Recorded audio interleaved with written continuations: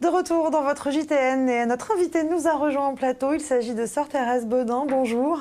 Bonjour. Merci d'être avec nous aujourd'hui. Alors vous œuvrez pour les plus démunis depuis plus de 50 ans maintenant, en Afrique, plus précisément au Congo et au Cameroun. Voilà. Est-ce qu'on peut faire un petit retour en arrière? Pouvez-vous nous expliquer comment est-ce que votre aventure humanitaire a démarré? Eh bien voilà, lorsque j'avais 20 ans, j'ai décidé de... Enfin, j'y réfléchissais depuis déjà longtemps. Et j'ai décidé de donner ma vie à Dieu et aux plus démunis. Voilà. Et je suis entrée en congrégation à Saint-Joseph de Cluny exactement, en 56. Et en janvier 59, on m'a envoyée au Congo, en Afrique. Voilà. Et vous ne l'avez plus jamais quitté? Non, je suis toujours restée en Afrique centrale, puisqu'en 95, j'ai été envoyée au Cameroun, dans la région des Pygmées. Voilà. Et vous apportez votre aide plus précisément dans les domaines de la santé et de l'éducation, c'est bien ça? Éducation, oui. Éducation, développement. Parce que pour avoir la santé, il faut de l'éducation et du développement. Et alors ça se concrétise comment sur le terrain, là-bas? Bon, à l'heure actuelle, on a entendu le cri de beaucoup de jeunes désœuvrés, sans projet de vie. Et bon, en tant que fille de Anne-Marie Javoué, nous avons répondu à ce cri de ces jeunes désœuvrés.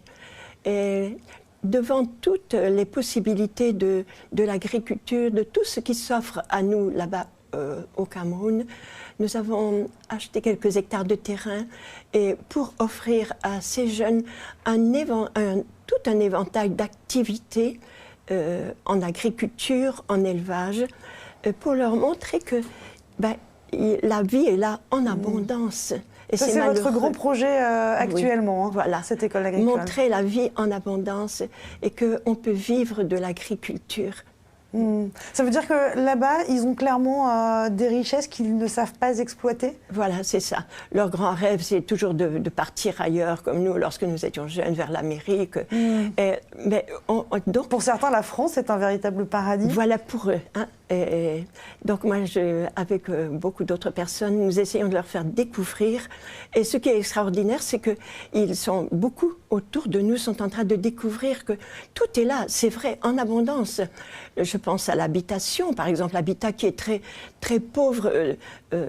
Et on leur a montré, avec d'autres personnes, nous leur avons montré comment faire des briques de terre cuites. On peut faire de très belles habitations, comme en Europe. Alors, pour certains, la France est un paradis. Vous, la France, vous l'avez quittée pour œuvrer auprès de cette population. Oui. Vous auriez aussi pu œuvrer ici, dans votre pays natal. Pourquoi l'Afrique? Comment est-ce que vous vous êtes... Bon, la vie m'a conduite. Lorsque je suis entrée en congrégation, je pense que ma congrégation aussi a senti que j'avais des possibilités pour partir en mission.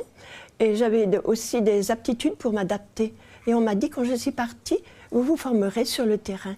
Et donc, ça m'a permis de répondre à beaucoup de cris en fille d'Anne-Marie Javoué, parce que vous savez, Anne-Marie Javoué, en se rendant à Brest pour aller en Guyane, emmener ses filles, et elle a travaillé là-bas à la libération des esclaves. Et en passant à Alençon, elle a entendu le cri d'homme. Elle a fait arrêter sa diligence, c'était en 1820, et elle a rencontré là, au moins 18 fous furieux, et elle a fait venir d'autres sœurs, et de fous furieux qu'ils étaient, elle en a fait les meilleurs jardiniers de l'hôpital psychiatrique d'Alençon. Et l'accueil que vous ont réservé les Africains lorsque vous êtes arrivés là-bas, j'imagine qu'il n'est pas toujours simple de s'adapter. C'est une population avec une culture radicalement différente de la nôtre. Oui, mais je pense que quand on est jeune, on s'adapte très facilement. Je pense que c'est important de s'adapter et de répondre justement aux besoins sur le terrain. Alors, on l'aura bien compris, hein, votre grand projet actuellement, c'est cette école agricole dont vous nous parlez. Vous en êtes où aujourd'hui? Vous êtes toujours à la recherche de dons? Bon, bien sûr, oui. Nous avons... Oui, toujours un peu, parce que notre problème, nous recevons des jeunes qui maintenant viennent vers nous, beaucoup veulent venir, mais le problème, il faut les nourrir.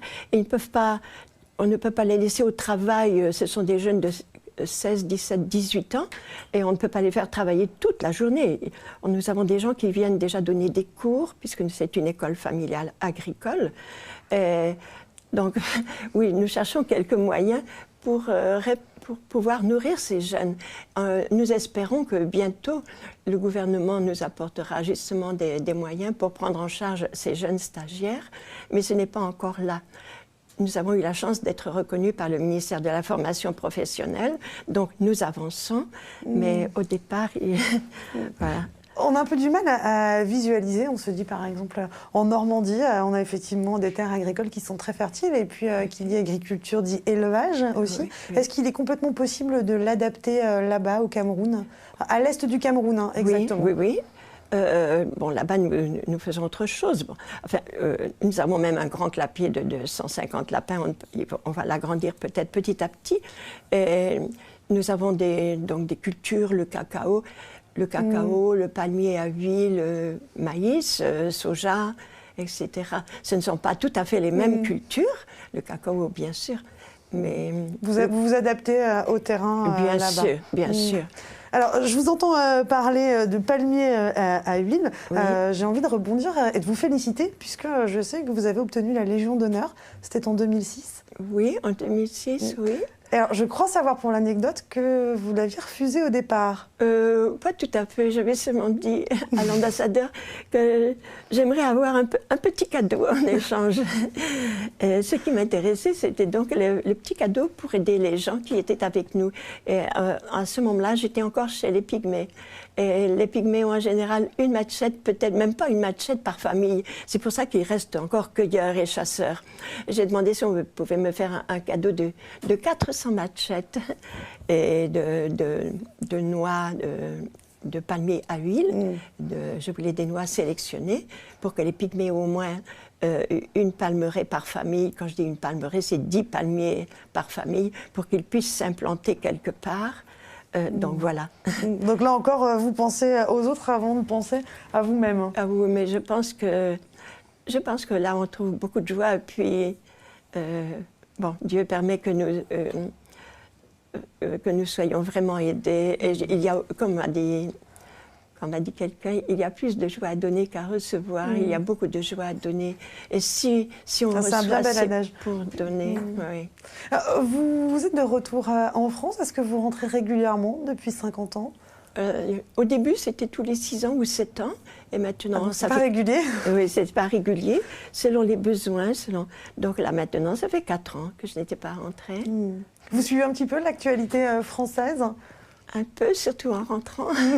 Alors justement, moi je suis très curieuse du regard que vous pouvez porter en étant loin, comme ça, sur ce qui se passe ici en France. Oui. Je pense on gagnerait toujours, et il y a déjà beaucoup d'échanges entre l'Occident et entre, on dit le Nord et le Sud, entre l'Europe et l'Afrique. Et tous ces échanges sont extrêmement bons. Nous avons même à l'heure actuelle, en ce moment, 2 jeunes filles de la région de 24-25 ans qui sont venus nous aider à mettre en place des étangs dans toute la région. Donc ces échanges sont très très bons. Je pense que les richesses, les compétences donc de la France sont très bonnes pour nous aider. Oui. Dans d'autres faits d'actualité, on annonce des sommes folles. Aujourd'hui, l'affaire Cahuzac fait les choux blancs de la presse. On parle de 15 millions d'euros. Avant, c'était 600 000. J'imagine que c'est des sommes que vous trouvez effrayantes, vous qui côtoyez au quotidien des gens qui finalement n'ont rien. Oui, je trouve que c'est triste. C'est un peu triste. Je pense que ces gens-là auraient moins de soucis s'ils nous en donnaient un petit peu pour aider. Peut-être que le message va passer. Vraiment, si ces gens nous en donnaient un petit peu. C'est incroyable tout ce qu'on pourrait faire. C'est ce que je pense. Je me dis, mais c'est incroyable tout ce qu'on pourrait faire. Et ces jeunes qu'on va aider à s'installer à leur compte, parce qu'on a un projet de 40 jeunes par an. Et qu'on devrait ensuite aider à s'installer à leur compte, parce qu'il y a des terres. Mais il faut parfois au moins une houe, une brouette, je sais pas, des arrosoirs, peut-être louer un bulle pour faire une digue et aménager un étang. Donc, devant ces sommes fabuleuses. Ce qui est fou, c'est que dans les choses dont vous nous parlez, ça nous paraît presque bénin pour nous, d'ici en France. Est-ce que vous pensez qu'on oublie la chance qu'on a? Bah oui, soyez franche. Je vois parfois les gens se plaindre pour des bagatelles. Je dis que c'est un peu dommage. Mais je rencontre beaucoup de beaux aussi en France. Ça dépend des milieux, peut-être qu'on coûte. Quoi. Alors, dans les autres faits d'actualité, ça a été historique. Le pape a démissionné. Ça, j'imagine que c'est une actualité que vous avez suivie. Certains fidèles ont jugé son acte très courageux. J'aurais aimé connaître votre point de vue. Ah oui, moi, je pense que notre pape Benoît XVI a bien réfléchi devant le Seigneur et qu'il a fait vraiment, et qu'il a pensé que c'était pour le bien. Hein. Je pense que c'est bien ce qu'il a décidé, c'était un bien. Pour vous, c'est courageux de reconnaître qu'on ne peut plus. Bien sûr, oui. Bon, et ce nouveau pape, le pape François, qu'en pensez-vous? Est-ce qu'il vous satisfait? Oui, il nous convient très bien. Il est ouvert, il est très ouvert vers tout ce qui est pauvre, tous les laissés pour compte. Hein. Et en le voyant, j'ai pensé à tous nos jeunes à qui il faut peu de... On le dit très proche, oui, des fidèles. Très proche, oui. Non. Donc, certains auraient préféré un pape peut-être un peu plus progressiste. Oh non, non. Je pense qu'il correspond bien à notre temps, aux besoins de notre temps. Et c'est celui qu'il nous fallait, ça j'en suis sûre. Bon. Vous êtes en France pendant combien de temps, Sœur Thérèse? Pour 3-4 mois. Et votre programme pendant cette courte période, puisque c'est court, hein. Bon, mon programme...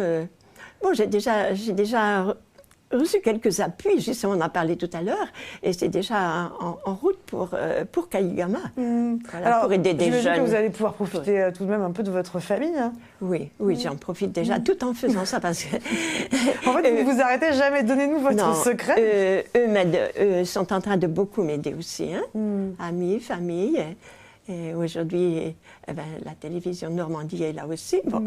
Non, et nous, en tout cas, on vous félicite de votre parcours et puis de ce don de soi, c'est assez remarquable. Peut-être un message que vous souhaiteriez faire passer à nos téléspectateurs pour un don, où peut-on s'adresser si toutefois on souhaitait vous aider dans votre projet d'école agricole? Si par hasard quelqu'un avait quelques 5-10 euros à nous envoyer à l'occasion, justement pour aider à la formation de ces jeunes. Voilà. Voilà. Bon, 5-10 euros, effectivement, c'est pas forcément énorme, enfin, ça dépend pour qui. Mais en tout cas, c'est un beau geste. Merci beaucoup, Sœur Thérèse, d'être revenue sur le plateau du JTN. Puis essayez tout de même de profiter de vos 3 à 4 mois sur le territoire français.